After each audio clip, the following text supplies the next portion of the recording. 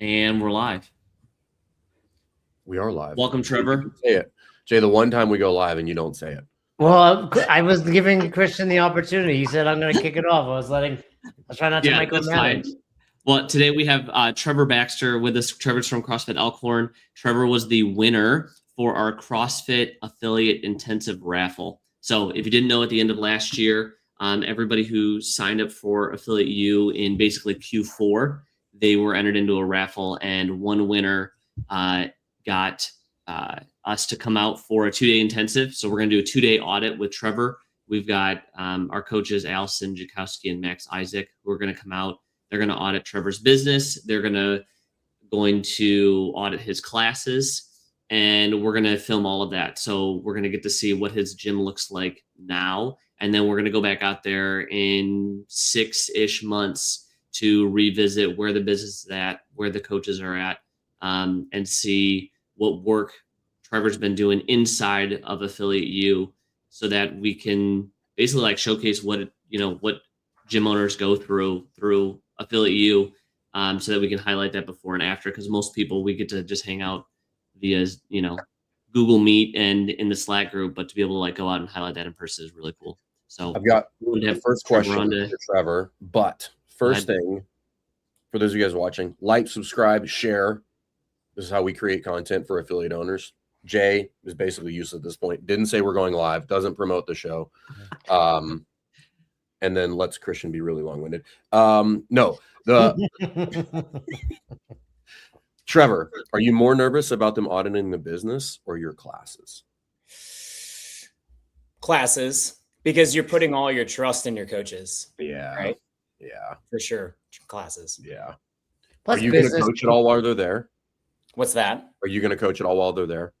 Yeah, I'm going to do the noon class on Tuesday. I normally don't coach Monday, Tuesday. I coach Wednesday, but I was like, I'm going to make it a point. I'm going to coach on Tuesday at noon. So they can see. There we go. Lead by example. Right? Like, be a part of it. So love it. That's awesome. Jay, what were you going to say?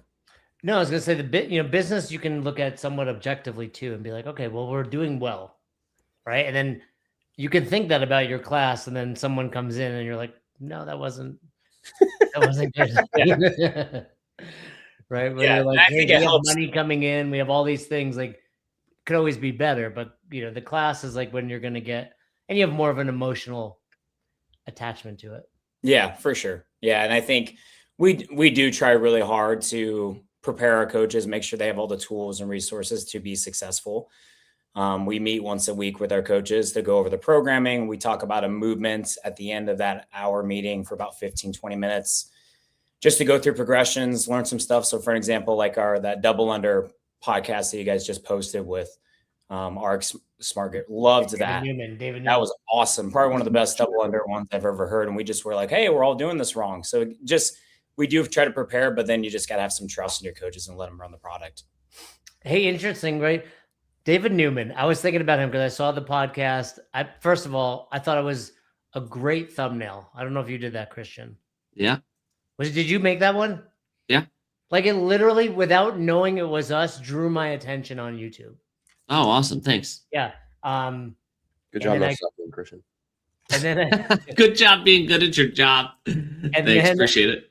My immediate thought was like, how did someone become the double under guy? Like, right. That's just become his life. Like, he is. We wondered the same thing about you and coaching affiliates. Like, how did you get here? Well, listen, he's standing on the shoulders of Buddy Lee. Let's all be honest. And those terrible, even if you standing on the shoulders of Buddy Lee still wouldn't even make a full-size person. But Trevor, how long have you had your box? You started. We'll be in 12 years in March. Oh man, I'm losing track of time. Was Buddy Lee even on the scene when you started? Or is he gone at that point? That was gone Trevor would answer the question, but I would say I would put Buddy Lee, anyone finding CrossFit after 2010. 10. Scrubbed from the internet. Yeah, I haven't heard of that. Yeah. Really? Oh, wow. Okay. 2009 was when I started doing CrossFit. I found it 2007-ish, kind of played with it. but really dove into it in 2009. When did you start coaching, Trevor? Well, I played football from 2007 to 2009. So I started just being strength and conditioning, volunteering, coaching, then doing some personal training. We had a little small community fitness center at the college. So I dove in a lot of experience around then, coaching some kickboxing classes, senior abs, water, all of it. Just nice. So just getting as much experience as possible. Did you coach at an affiliate before you opened yours? No. It would have been, I was a part of a couple of different CrossFit gyms in Omaha area just to gain some experience. And then I just jumped right in. We were doing Alpha, if you're familiar with Alpha. It's their own little high intensity interval training program that mimics CrossFit. So I was experienced with like small group 6-person classes, but nothing at the large group setting until, we naturally kind of grew into that, which was really nice. What? Go ahead. No, go ahead. No, I was just gonna ask. So how did that turn into you opening up an affiliate then? Were you were you an affiliate when you opened your gym? No, so how I always knew I was going to be a business owner. I went to college like, hey, I'm going to be a business owner. Fitness management, I had a minor in business. I always wanted to do that. And I didn't know what until finding CrossFit. And I had always believed that fitness is about multiple things because I played football, was this big, strong athlete. Then I went to triathlons, but I missed like feeling strong. And I'm like, gosh, I wish there's a program out there that just allowed you to do all the things. And I'm like, you should look into CrossFit. And then I started shadowing CrossFit Kilo, which is in Cedar Falls, Iowa, shadowing them a little bit, getting some experience. I was like, this is what I want to do. So I went to Omaha knowing that I wanted to start a CrossFit gym. And we became affiliated or had the affiliation in 2013. And it took about 3-4 months to be able to actually get our doors open in 2014. I actually started doing free park workouts. So the summer before we opened in March, I knew that was going to be sort of like when it was going to happen. So I started doing free park workouts in this area.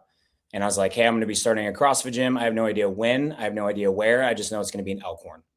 And then, which ended up me getting fired. They didn't like that, but it was perfect timing because it was about a month. I had a 1-month window of like pay to get the doors open and rock and roll in March. I want to go back to what you said earlier, like, because I always find this interesting. I thought the same thing. I always wanted to own. Actually, let me rephrase this. How did you know you wanted to be a business owner? Like, how does one come to that conclusion? Because like I found that out, but I originally thought I wanted to be a dentist first, and then I really figured out I'm like I just wanted to own my own business. I didn't necessarily. I love that. Like no one knows that. Like it's very under the radar. Think of the Christmas. I want to be a dentist. Like that's what you want. Like, I mean, to be fair, Jay's dad still wants him to be a dentist. That's fair. He's still disappointed. Eternally disappointed. Yeah.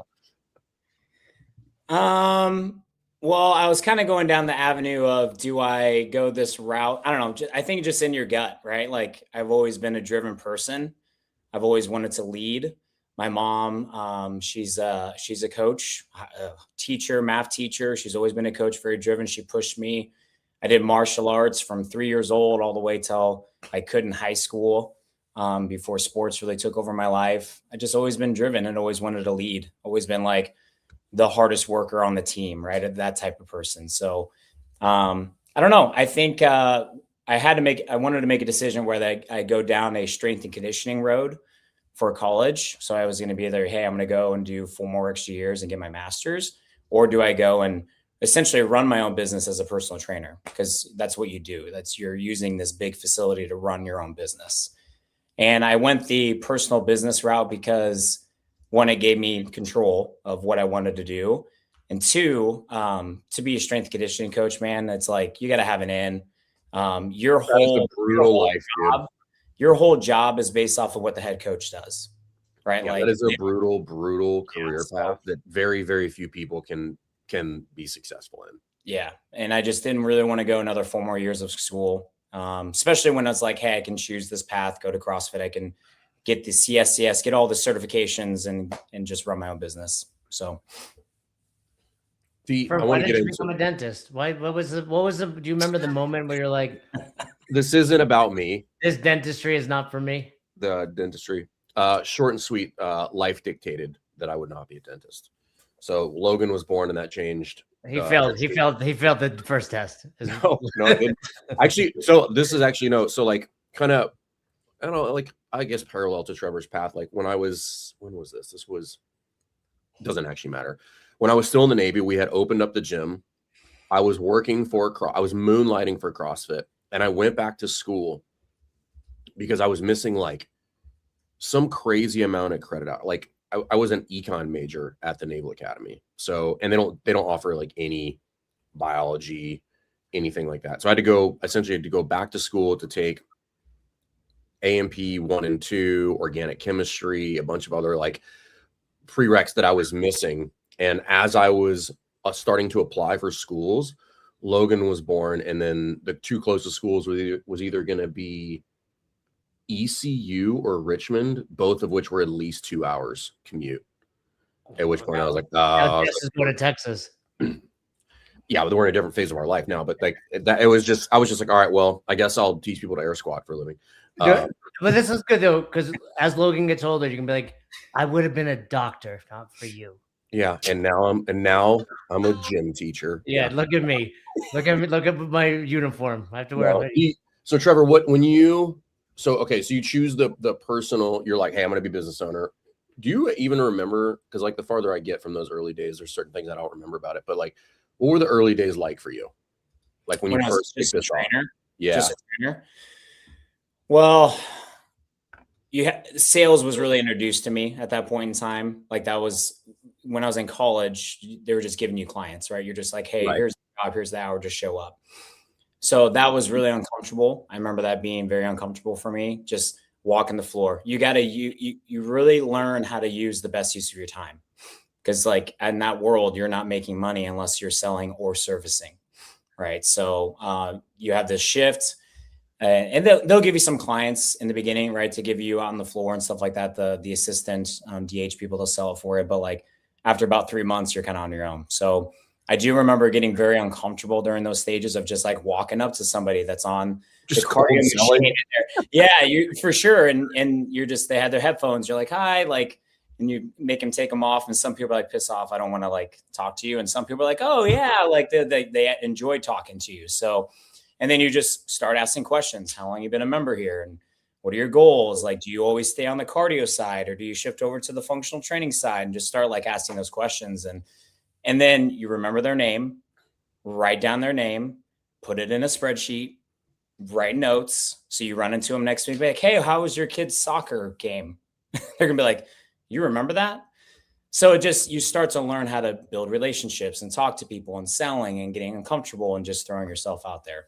Did somebody teach you that, or did you basically just figure that out on your own? Yeah, we had some guidance for sure, but I mean, they just were like, hey, go walk the floor. There wasn't as details as to like what questions to ask, how to organize your schedule when you do it. They always said like, make sure you leave 2 hours a week in the evening. So that way you have opportunities to build your business. Cause if you always fill it with coaching and then you lose that client, you're screwed, right? You got to always have an hour or two. So they did teach you a lot about a highly effective schedule is what they called it, but they didn't really teach you how to sell and ask questions and be a human. Like either you're a nice person or you're a dick, right? Like they didn't teach you that. That's really interesting that you got one of what I would consider one of the more important entrepreneurial nuggets that early in the game, which is just, hey, carve out 2 hours, work on the business rather than fill it entirely with training. And just kind of looking at some things, it seems like you've carried that forward. Yeah, I would agree with that. And then you start to learn like too, what your capacity is. So there's only a certain amount of time in the week. So, I mean, as a trainer, if you're coaching, like I got the highest, I think I coached it was like 28 to 30 hours a week.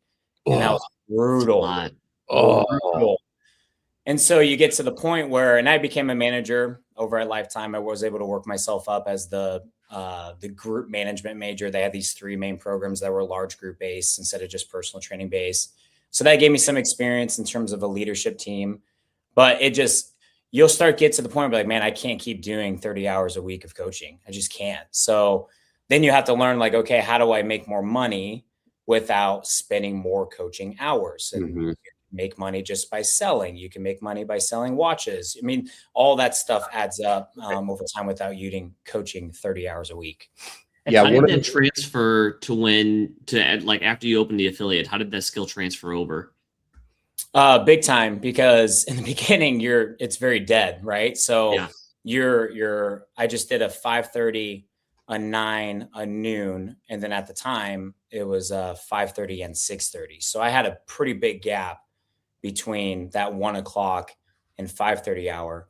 That was pre-COVID, and then now we don't have a 6:30 class because it's just dead, right? So life changed with our class schedule, but I had a lot of dead hours. So then, with my experience, I'm like, okay, how am I going to fill this time? Right. I got to spend some time on marketing. I got to spend time getting outside the doors and going to health. What are those called? Like fairs and stuff. Yeah. Just like you have more time. So then we were able to do all those things. Well, I love that you didn't say workout or scrub the floor. Oh gosh. No. Yeah. Oh, dude. Well, it's like, I joke, but it is a real thing. It's like people do stuff like that because they're not really sure what they should be doing. But to your point about not filling all of your coaching hours, like the longer I do this and the more gyms that I look at, there's essentially 3 things I want to see. I want to know their member count. I want to know their revenue number, and I want to know their coaching hours. And I can immediately tell you for the most part, like what's broken by just knowing those 3 numbers. Yeah. Because as your gym grows, the coaching hours should come down. And if they don't, now you have key man risk. There's a bunch of other stuff that they're in there that's going to be a problem. You probably have lack of systems in there. But if you're forcing yourself off of the floor early, obviously you need to replace yourself with people that are good and learn to train trainers. But it's a key indicator that I don't think enough people pay close enough attention to. It's kind of a lead metric for future success, is like how many hours on the floor are you doing year over year over year. If it's not coming down, then it tells a bit of a tale moving forward. How many hours do you coach now per week? 6 to 8. I like to keep it at 6. Yeah. He's not on until Wednesday, he said. So yeah, it's doesn't coach Mondays and Tuesdays. Hey, let me ask you this. Like, I'm a fan of Lifetime as far as going in as a member. And I see what you're talking about. Those trainers get burned out. They cycle through them.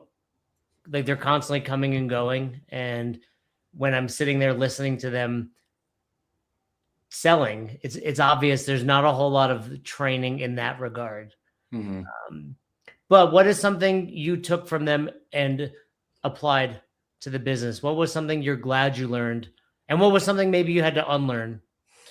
Yeah, I learned a lot about perception and reality, right? So like picking up towels and the way you're doing it, or how you're talking up to members, or like even how you're coaching your clients, right? When you're at Lifetime, there's TVs everywhere, right?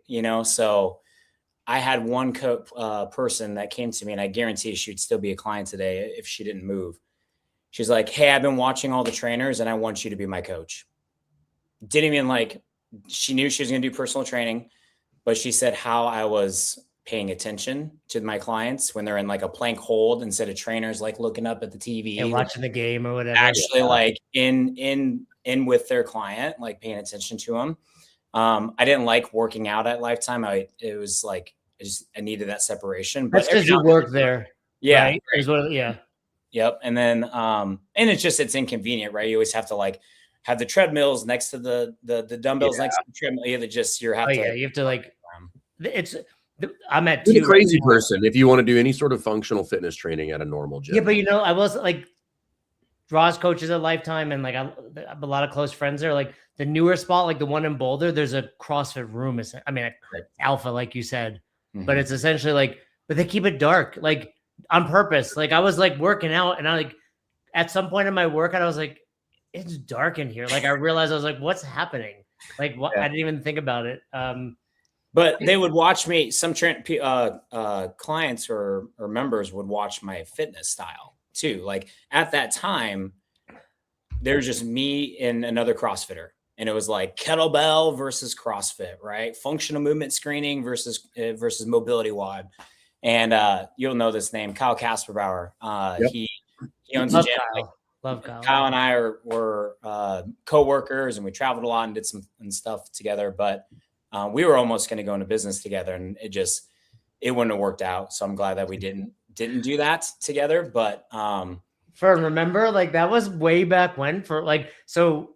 Man, this must be like 4 or 5 years ago. The grounding joke is still funny to me. Yeah. So Fern and I CrossFit was still putting on those summits, and we went to, where were we? Well, I don't know, but it was me, you, him, EC. We went to Cheesecake Factory. we go to Cheesecake Factory. It's like after this summit, we're with this guy who was involved in CrossFit, tips the girl to let us get seated, like gives her like $100.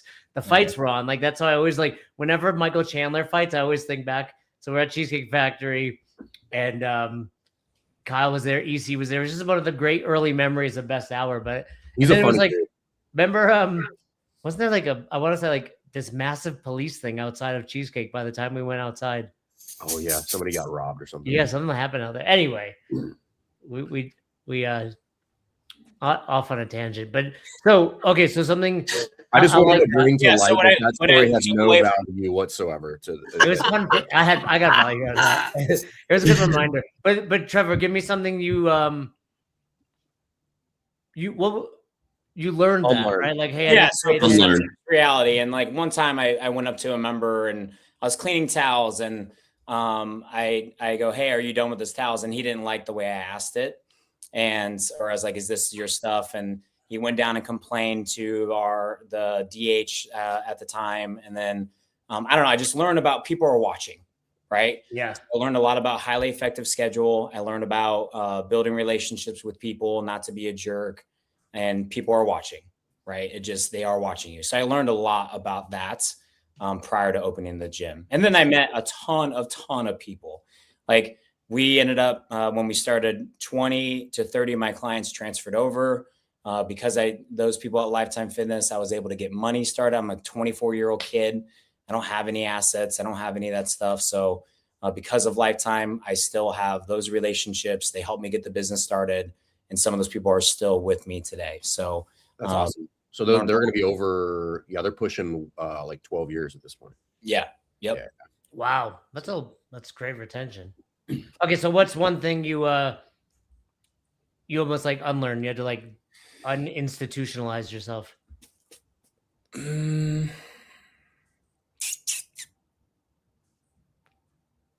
don't know. It's a good question. I never really thought of that. People think of Best Hour. They think like Fern talks, Jay just asks insightful, stupid questions. Yeah. Questions. Those stories that have no value to the overwhelmingly the feedback we get. I suppose some of the sales tactics, right? Like, people were just selling watches just for the sake of selling them. Right. Like, you might not need training. Like, you may not need some of that stuff. Yeah. And I think, just the ugliness of sales. I'm sure there were certain things in there that I learned that I don't want to use as a tactic, but I'm glad I had that exposure. I'll ask you a question and throw it out to Christian and Fern as fitness experts, at least Christian. I received that. At least Christian is. So I go to Lifetime 2-3 times a week, like daycare, do the sauna's there, the cold plunge. Mm-hmm. And I watch a lot of the trainers. And in my mind, I think, I don't have the right word for it. It's not like theft. It's not like, it's a disservice. It's like, I see you training these people, and I have no doubt the exercises and methodology you're using, many of them are very smart, far smarter than me when it comes to like exercise science. However, their clients are still overweight. And to me, look, I get it. Someone's going to come at me. They're on their journey. Cool. That person is. The other 99%, they're just eating shitty. And I think, where does that lie for the trainer, right? Like, it's like, I get it. You're paying me for this service of like, I'm going to put you through chest tries or whatever your goals are. However, let's be very clear. This doesn't matter if you're not doing this, but I'm not there for it. So What do you guys like? Where's that at? Because that's one thing in CrossFit. It's like, it's the foundation and we do it. Like, you walk into any good affiliate from Rife to Elkhorn, to Modern Human. I know you guys are talking nutrition. It might not be all day, every day, but it's like, hey, what'd you have for breakfast? What do you guys think? What do you guys think? And Trevor, I'll throw it to you first because you were living it. Yeah, I think too many times it ends up becoming a therapy session for the trainer. You'll see that sometimes too, where the trainer ends up just like, how many times I've had clients come to me like, hey, I felt like it was a therapy session for them. Yeah. Versus Right. for me. Right.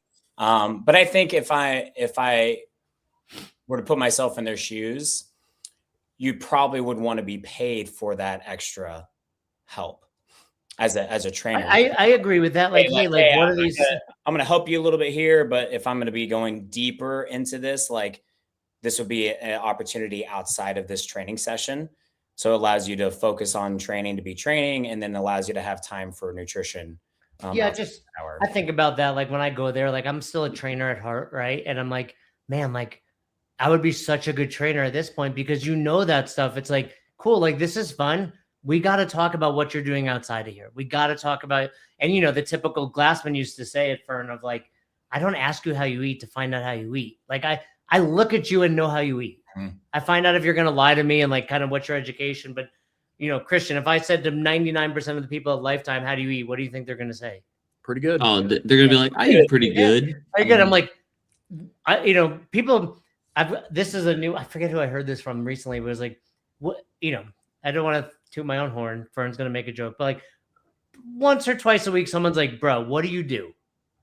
And my new response is, are you asking because you're asking, or do you want to know? Mm-hmm. Right? Like most people, they want you to be like, oh, it's this magic pill. Yeah. No one's told you about it for the last 50 years. Here it is. I don't eat like a turd. Yeah. You're going to wait. It's like, no. And it's like, okay, well, then immediately like, hey, meat and fruit, you don't eat this. I'm like, all right, we're done talking. Right. So this is actually a good little, I'm curious what year, because you've come from this, you started kind of in a corporate world, what we can say, like big box gym. And there's no secret in the CrossFit space, collectively of a community, we've had our qualms with big box gyms. But here's where I think it would be beneficial for all of us to take a beat. And I think we've, I don't know, collectively maybe become way too dogmatic on way too many things. But I'm always thinking about, okay, what do they do well? Can we contextualize that and make it somehow beneficial to us? Whether it's how they market or how they sell, or like Christian, we were talking about GLP-1s the other day. Like yes, we would all love for it if it would be like habit-based, do the thing. However, in a society of morbidly obese people, I think we could all agree that like maybe that's not going to be the starting point for some people. Like maybe they need some other jumpstart to get there.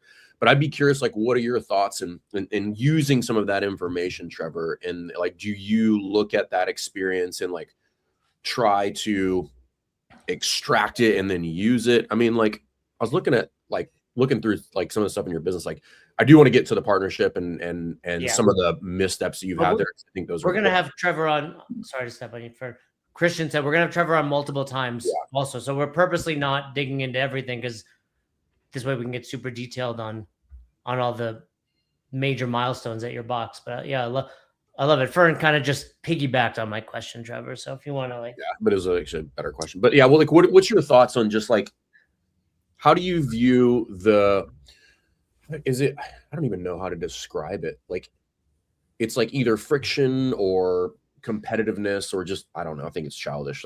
I think it would be completely naive and ignorant to not look at a business like Lifetime and be like, they're clearly doing something well, right? It's like they just our business. Yeah. Like what can we learn from it? Like there are things that they're doing well that we can't do because they have a budget that far exceeds ours. And there are things that they're not doing. Right. But like, for example, I'm just talking about from a principle standpoint. Yeah. But you don't show up to Lifetime, they're not going to text you. Right. They're like, cool. But yeah, they're definitely doing. I mean, I can give you like a small thing from. We'll let Trevor answer because I was asking him a question. I was giving Trevor. I was giving him a beat to think about it. But yeah. No, I'm doing a lot of things over here. I don't think you were giving him a beat. I think you were beating him. I think that's what it was. It's both. No, I get it. I did take away the business part of it, right? And in terms of the environment, who was Lifetime talking to, right? Who was their clientele? The clientele was families, right? Families with kids. So that's where they put a ton of emphasis and those extra things. How many people join Lifetime Fitness in the summer because of the summer pool? Yeah. Right. Like it just, those are things that we obviously cannot provide at a CrossFit gym. Right. But the big that maybe one day, right? We'll have a pool. Maybe one day, like we have a sauna, right? An infrared sauna. That's cool, right? I mean, 2007, you would have told me that. Like, I'd be like, gyms are gonna have saunas and Dude, we put those little kids in the sauna every day. I'd be like, we can barely get Buddy Lee over here. There's a callback, guys. That was a callback, Christian, to Buddy Lee. Yeah, and then obviously you can look at how the client journey, right? So their client journey at Lifetime was, if you're interested in joining Lifetime, you'd have to see a salesperson. Salesperson would give you a tour, and what they're selling is the features, right? That's what they're doing. They're not necessarily selling the goals yet, right? They're just selling, let's just get them to buy a membership to be here. Vacation. They're selling the vacation. They're selling the vacation. Exactly. Making the convenience, right? It's 24/7 access. That at the time it was, but now it's not. But we have the cafe, those supplements, and you can just swipe your card and it goes to your membership, right? Like, that's what they're selling is the feature. And then once they become a member, they would get what they call these V-Bucks. And V-Bucks is they can use it towards any service that they want. They could use it towards a couple free swimming lessons for the kids. They can use it for training. They could use it for, what else was it? I can't remember all the different categories. But they would get a consultation with a trainer. They would, and this is where like I learned about the dirty side of business, I guess. Like a lot of the trainers would pay cash to the sales guy. They're like, fill my calendar with all these new clients. So like maybe I'm misunderstanding the transaction, but like essentially it's kind of like paying a commission, but like what was dirty about it? Well, I felt that it didn't give because how the trainers were supposed to find their business was on the floor. Okay. So they're just paying the sales guys, but like just put anybody on there. It doesn't even matter. Just fill my calendar, paying you money. And like when at 24 years old, who always just live off of hard work. Right. Like that to me, I'm like, this is bullshit. Right. Like I'm up here like doing all this stuff to meet the clientele. But anyway, I still wouldn't have wanted the new client. I think the new client was the hardest person to sell because they wanted to do it by themselves. Yeah. Like, hey, I'm just going to go do this. They didn't want to buy training. The best clients were the ones that have been there for 3-4 years. Getting no results. No results. They were doing the same thing over and over. They hadn't changed. It's pain, right? Like when you're not pain. This is actually a great little. Thank you for sharing that, Trevor. So like, this is where the younger me would have also been exactly where you're. Be like, I'm over here working hard. I'm going to do it this way. But Jay's rubbed off of me in some bad ways and some good ways. But now I look at that and I'd be like, okay, what's the in-between version, right? How can I incentivize the sales guys to fill my calendar? But I don't want them to fill my calendar with trash clients. I want them to fill my calendar with clients that are ideal for me. And let's get the best of both worlds out of that. Well, I'll give you, first of all, thank you for saying how much of a mentor I've been to you over the last 6 years. I appreciate that. I think I love that, Fern. And I think one of the things that I would pick up and maybe teach Lifetime would be like, so I know the main guy there is Aaron. He's always giving tours, super nice guy. And I'd be like, hey, Aaron, when someone hits their 1-year anniversary, I want you to book them on a thing with me again. Yeah. Right. Like something like that, where it's like, cool. Now that you've been here, like, it's like, you've been here for a year. Have you lost weight? No, I've actually gained 5 pounds. Right. Yeah. Cool. Like what's going to change? Right. So you can use that for sure. Right. Like, cause you're talking about essentially like sales qualified leads. Right. Right. And they would always, my DH would always give me there'd be a bunch of people that had been in the gym for how long?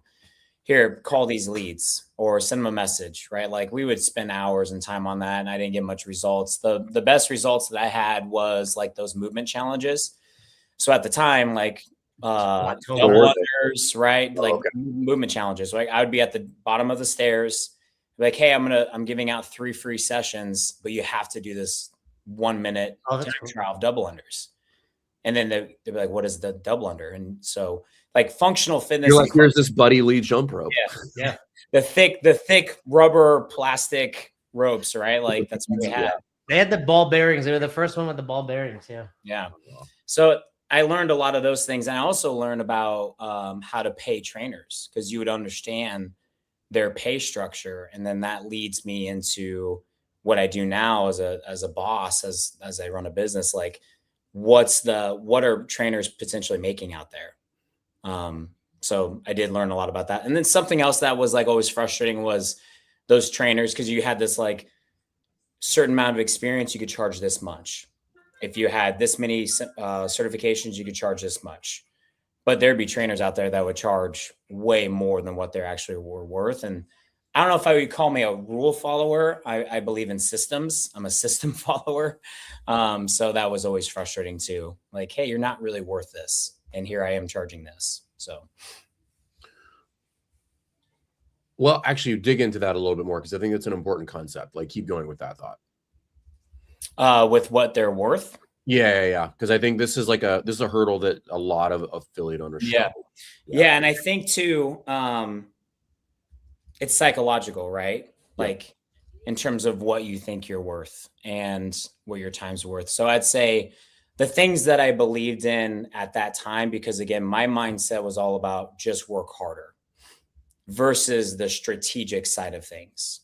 And so now I have flipped that a little bit, right? Like, I think your time is valuable. You're fixing and solving a bunch of problems. Like, I think CrossFit affiliates are worth $500+ a month, because when you factor in the therapy side of things, the fitness side of things, the nutrition side of things, like I think it's worth that much. I now charge $129 an hour for personal training, right? So versus back then it was about $80 to $90 an hour for personal training. So believing that you're creating impact, right? And the amount of that the clientele is getting, I think people as affiliate owners, we undervalue that value that's going into their life.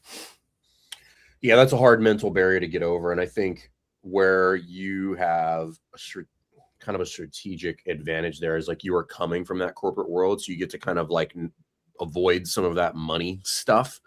You're looking at it and say, okay, well, I don't like that version, but I understand time value of money. I understand delivering outcomes, and I can get past the money thing. I just don't want to do that version of it. Right. But I understand my value, and I'm going to charge my value. But obviously there's a progression there. Yeah. When you do that. I think I want to skip forward here a little bit, because so you opened in 2014 and you just recently bought out your partner, correct? It would have been in 2024. So a year and a half ago. Okay.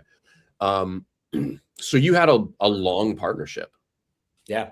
And it sounds to me like it was at least somewhat successful. And that, in my experience, puts you in a very small minority of people that were successfully able to navigate a partnership. Mm-hmm. I'm still trying to figure it out. That was by you, Jay. I don't know if you picked that up. I know sometimes you go over your. It's hard to be I like think I just picked poorly, to be honest. But so talking about the partnership, why, and then how were you guys able to navigate it? And then if you want to talk about the buyout, you can. Yeah.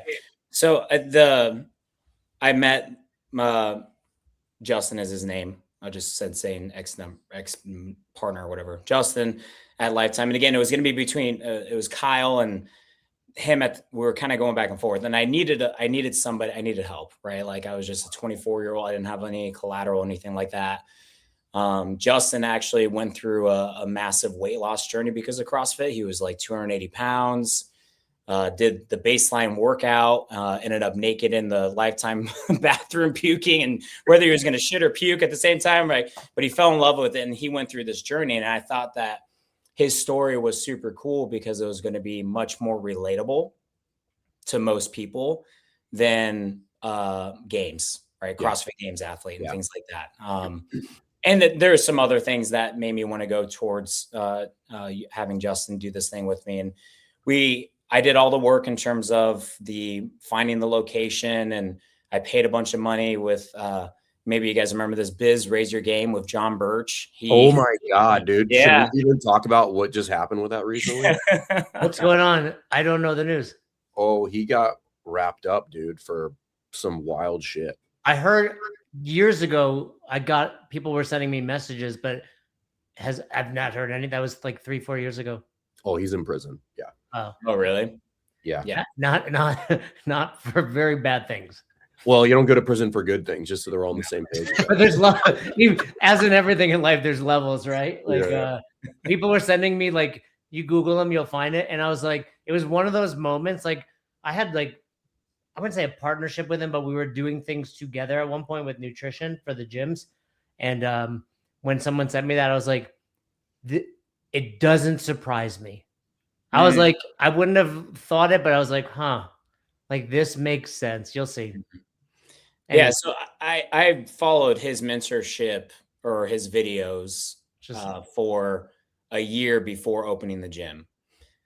So I had done all this work and everything was pretty much ready. I just needed some more financial backing and support. So I set it up to where I was 51%, he was 49%, and which ended up helping as we got closer to the buyout stuff.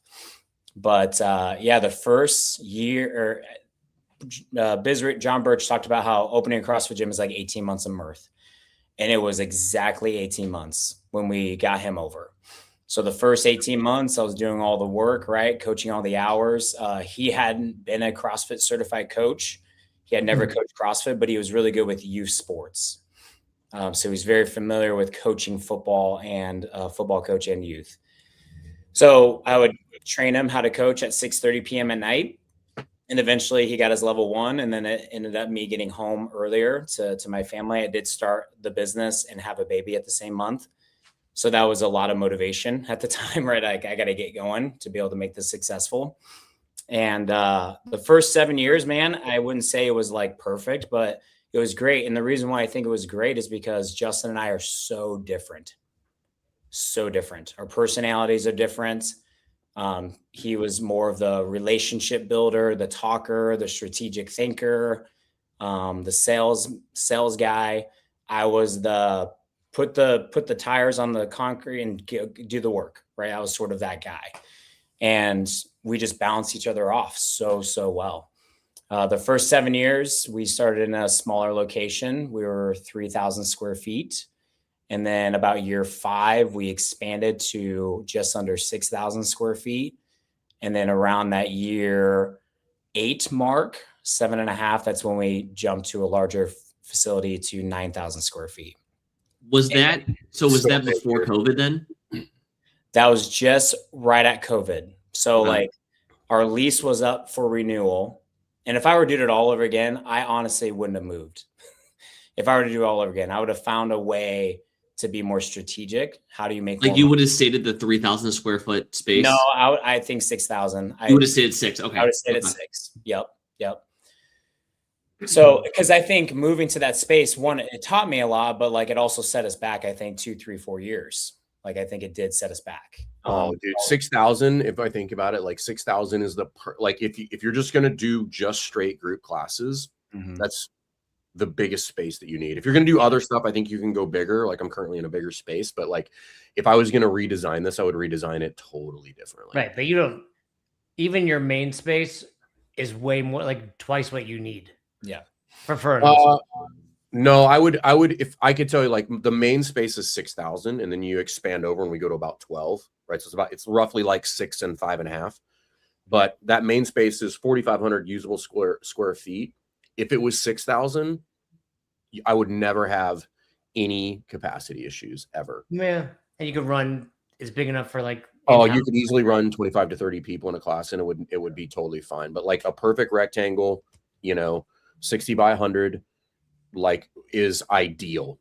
And if you have extra office space, stuff like that, it's even better. But like when people go way bigger than that, I was literally just talking to somebody yesterday. I was like, they were like kicking off and I was like, oh, it's too big. I'm like, don't do it. It's too big. Like your rent's going to be too big. Like I'm going to make a guess. When you move to the bigger space, did the vibe like die out? Trevor? Well, I mean, it's weird. It's different, right? You get, whenever you change the CrossFitter's environment, this is my spot. This is my bar, right? This is where I look. It tends to get a little weird. They're like, I don't know where the rubber bands are. 6 inches to the right, Maria. Yeah. That's fine. No, I mean, it was exciting. It was good. But how we had set up the 9,000 square feet was the CrossFit gym section was the same size that we had left.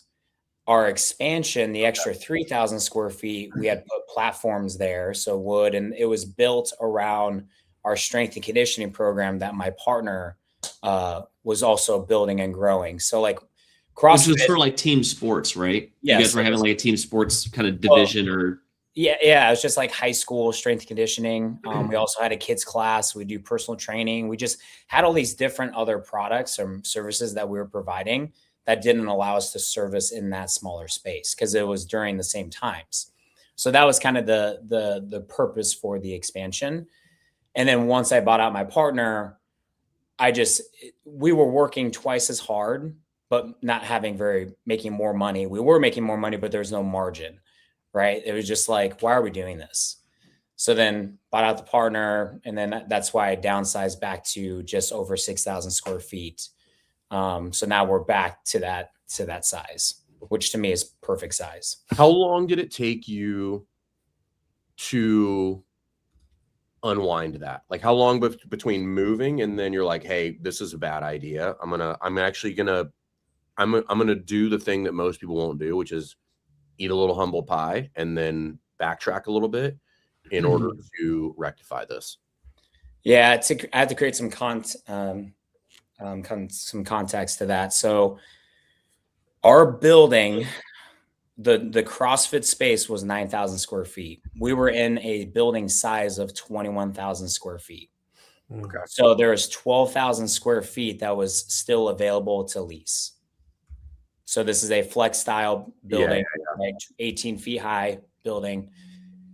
My partner, he has always wanted to do something with youth sports because he just loves it, right? So he told our landlord, he goes, hey, don't get rid of this space. If there's anybody looking at it, let me know because I may want to do something with it. So a year, maybe 2 years have gone by and the space was getting looked at. And so my partner's like, don't do anything with it. I got an idea. So in our area, Elkhorn, it's very big into youth sports, specifically basketball and baseball. You can't find space anywhere to practice for basketball. And we have a baseball facility that's literally right next to us that's full of kids, all the time. Yeah. So he goes, I have an idea. I want to do half of the space of that 12,000 next to us is going to be 6,000 of turf. And the other half of it is going to be basketball for these shooting guns. Are you guys familiar with that? It's pretty popular on the coast where rebounds, it keeps track of your stats. It passes back to you because there's all these facilities next to us that do tournaments. And they were like, hey, they can come here and warm up. And I grew up on the analog version. There was no digital component of that, but it's basically a big net. And that was like pretty groundbreaking because I don't know why. I mean, I know this, but like it would take me 8 minutes to get 100 shots in. Right. And what you have to be, I mean, that's a hustling though. And because my goal was always 200 a day. Steph Curry does 500. That's why I didn't make it to the league. That's the difference. But yeah, I'm super familiar with those. Like, it's a great tool. But yeah, I can see where all of this is going. It's just too many. Yeah. So then I'm like, dude, I don't know anything about youth sports, but I understand logistics. I've opened a business before, like the amount of work, I know what it takes. So got to remember, like he hadn't opened the business. He didn't open the gym. I opened the gym, right? So there's a little bit of like, he was always head in the clouds idea guy. And I'm like, okay, like backtrack.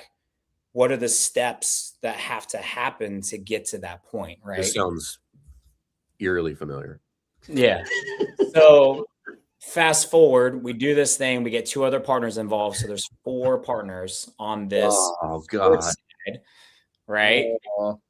And they are more of our money, the money guys, right? So here we are. We have this 12,000 square foot space and did all this research, did all this work, which ended up pulling me away from the fitness side of things. Yep. Right. And we have all this staff and all these programs that we're running. It's pulling both of us away to get this thing going. I had went to Ohio and looked at their business, the shooting gun model, and like got some ideas, blah, blah, blah. So fast forward, great idea. Everyone loved it. It was going to work. You guys were going to make a killing, right? You're seeing the money side of thing, not necessarily the passion side of it, but more the money side of it. It was just, I had heard so often how great of a business idea it was, but just not cool enough for people to pay. Hurdle number one for it's just like no one people got to pay you for this. Like, okay, they're like, this, you guys are gonna kill it. This is the amazing idea. And I'm like, how many times have I heard that, but nobody's paying? So still working, we get this thing going. It's draining us, right? It's costing. I'm sick to my stomach just telling you with the loan amount, the rent amount, utilities, just like the break even was around 22,000. Just the break even. That's high. Right? To turn the lights on, dude. It's like, and it ended up pulling money from the fitness side of things. And because Justin and I were 25% owners, that means 50% of the expenses were coming from CrossFit Elkhorn. Yeah. Right. Like, so I'm working hard on both sides because I'm the doer. And what I had felt, I was doing all the work, and I probably maybe didn't handle the conversations very well. Maybe I didn't ask him or give him more direction very well. Like, I'll take fault in some of that. But I joined another mentorship, Gym Launch, because I was like, dude, we need help. Right. So Gym Launch really, really helped us with cash. It just kept pumping leads and people and sales. And because of that cash stuff, we were able to afford both the fitness and the sports side. But again, I was doing all that work. And then I get to the point where I was just like telling my coach, I go, I think I need to have this conversation with my partner. Like, and my coach was just like, I saw this from day one. And there was no negative conversation between my partner and my coach. It was just one little meet and greet, and that was it. But he had said he saw that from day one. I'm like, really? So they had just helped me work through that process. I had went to Florida, went to an inner circle, kind of like your guys' best days. And literally it was 2 hours of just like convincing me that I needed to do this. I mean, I want to kind of start to end your story there, because we are going to have you back on.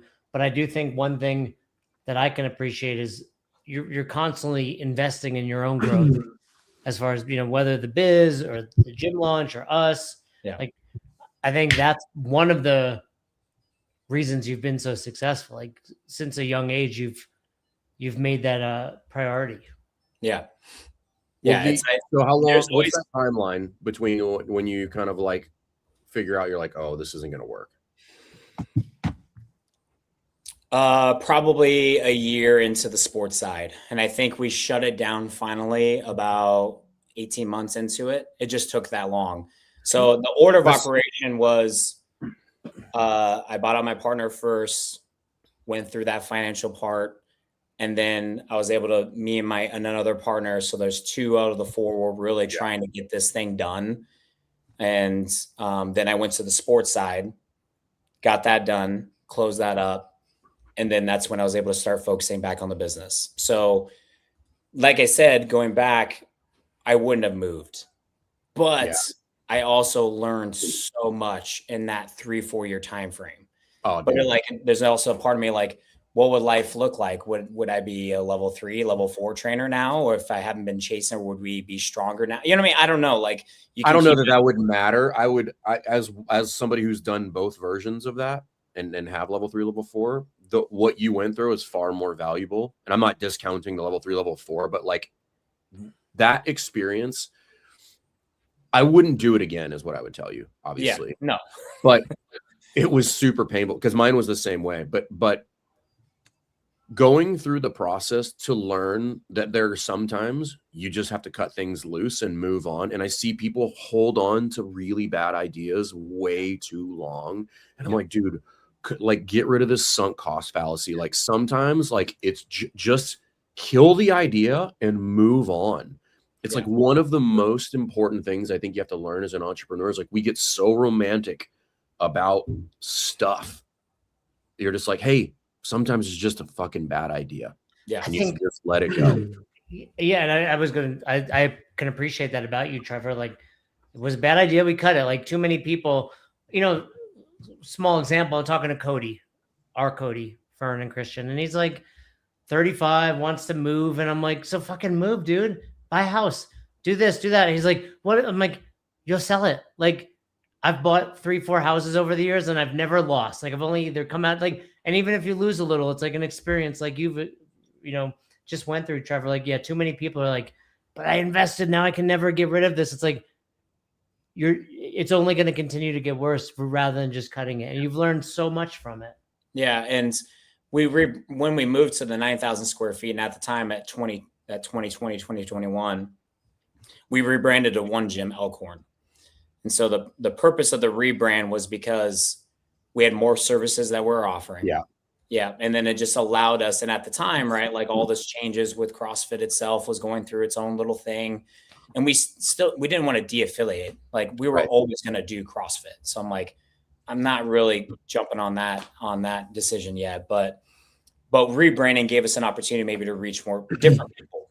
Right. And so since getting rid of the partnership and then the sports business, I'm like, we got to get back to our roots, man. Like, how did we grow from zero from the first month to year 7? Like, we just kept growing, and let's get back to like offering 3 things and let's be really, really good at those 3 things. Oh, that's the end of the show right there. Like, that's the lesson, everybody, which is like shiny shit will get you killed in business, which is just like stick to the main stuff.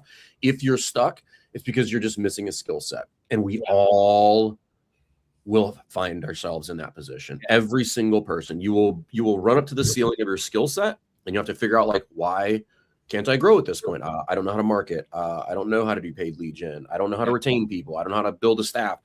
But the thing is like, you're not capped because of your market in 99% of scenarios. You're capped because of your skill set. Mm-hmm.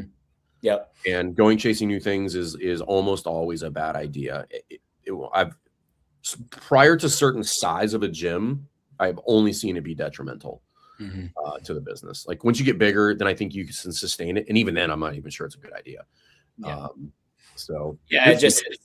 It's just too many things too many mouths to feed. It's just too many stuff, right? It's just, you're working twice as hard. You're growing a lot. That's what Gym Launch taught me, like growing by 20 plus clients a month, but then a year later, there are 20 leaving. So it's just like insanity. You're doing the same thing over and over, working twice as hard for the same result. And the real risk there is, like, I'm now reliant on selling 20 every month, which I was not before, which is like, okay, well, now I'm in this rat race where I'm a slave to this front end offer that I can't get out from underneath because I can't retain people. It's like, oh, okay, well, then maybe we should fix that. So, yeah. And that's where I've always valued coaching, right? I tend to be high focus. This is where I'm going, which is a good skill set because it keeps you from getting distracted. But then there's having coaches like you guys, and that's why I've always valued coaching. There's been breaks where I'm like, hey, I'm just going to settle. Like, I want to do it myself. And everybody should do that. Yeah. Yeah. I got to a point where I'm like, so that's where I went to Best Hour. And I'll say your podcast, when you start to really talk about the business side of it, I'm like, okay, these guys get it, right? It's not just from a CrossFit standpoint. Like, you're talking about, you are in the selling your business. I'm like, that, like, it really, I'm like, yes, exactly. Like, I'm not going to do this forever. I know I'm not going to do this forever. Like, how do I set myself up now, not only to provide for my family between now and then, but like the biggest fear I have, 1 to 2 fears, is 1, being handcuffed to the gym again. I don't want that anymore. Like, and spending so much time and energy on something and getting to the end of this and you get nothing out of it. You're selling your gym equipment. Like, all right, well, let's end there. I could do this all day, man. No, it's great. It's great, but I think that's a great, we all have to hop. And also, we want to have you back. And I think as you come back on and as we get ready for the intensive and we get to learn more about the business, we can dive super deep, because this is a great opportunity for other affiliate owners to hear. I mean, I will say, like, you've made a lot of mistakes. We all have, but they're all mistakes. And whether or not, like, you're like, that 22,000, that's never happening. Cool. But there's going to come a point in time where, like, you want to go bigger, right? Like, it's like all the things. So don't think of the scale of it. Just think about the mistakes, partnerships, all of it. So Christian's going to coordinate that with you. Yep. Yeah. We'll have you back on after the intensive. We'll talk about how it went. And we're stoked to see how you and then of course the intensive. Are we sending Nate to that, Fern? Yeah. Cool. Nate, it's so Nate, Allison, and Max. So I mean, there's going to be great content. If you want more content like that, perhaps Christian, you can drop the Anna Floyd and the Kanan documentaries. Sure. In the I'll drop them in the comments. Yeah. Just be in the comments because although they weren't necessarily intensive, they are great and valuable insights. Anna Floyd being in the Keys, Kanan running Never Forget and just crushing it over there. So great opportunities for people to check out. I think as affiliate owners, one of the most common things we hear is like, it's just nice to have other people going through the same things. And that's what it's all about. So learn from others as the Gym Launch founder would say, get the lesson, not the scar. So there you go. We got it. All right. Thanks, Trevor. Yep. Thank you. Thanks for checking out this episode of the Best Hour of Their Day podcast. We appreciate you listening and choosing to have us help you in your passion for coaching and affiliate ownership. You can find more episodes just like this on all podcast platforms. If you're interested in learning more, you can reach out to us on any social media platforms, or you can visit www.besthouroftheirday.com to book a call. If you found this episode helpful for you, please share it so that we can help other coaches and affiliate owners to help build a bigger and stronger CrossFit community. Thanks for listening.